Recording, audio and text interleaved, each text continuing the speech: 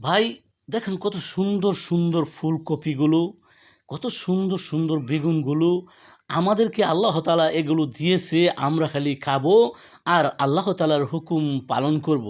আমরা ৫ ওয়াক্ত নামাজ পড়ার জন্য যেই শক্তিটুকু দরকার, এই নিয়ামতগুলো যদি আমরা খাই আমাদের সেই শক্তিটুকু হয়ে যাবে। আল্লাহ তাআলা আমাদেরকে দিছে ভাই, মাটির থেকে এগুলি সব তৈরি হইছে।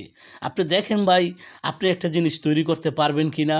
আপনি যদি একটা জিনিস তৈরি করতে পারেন, একটা ফুলকপি পারেন তৈরি করতে, যে খাইতে পারবো, তাহলে আপনাকে আমি পুরস্কৃত করব। ভাই এটা আল্লাহ তাআলাই তৈরি করছে, আর আপনি শুধু খাইবেন আর খাইবেন।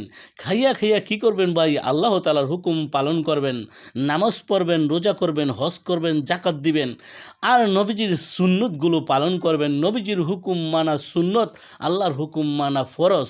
ভাই যেমন আল্লাহর হুকুম মানা কোমর থেকে, নাভি থেকে দইরা হাঁটুর নিচ পর্যন্ত আপনার ডাইকা রাখা ফরজ। আমরা যদি হাঁটুর উপরে উঠে ফেলাই কাপড়, তাহলে কিন্তু আমাদের গুনাহ হবে। আমরা অবশ্যই আল্লাহর হুকুম মেনে চলব। আর মেয়েদের জন্য মাথা থেকে পাতা পর্যন্ত ডাইকা রাখা ফরজ। আমরা যদি খুলি তাহলে গুনাহগার।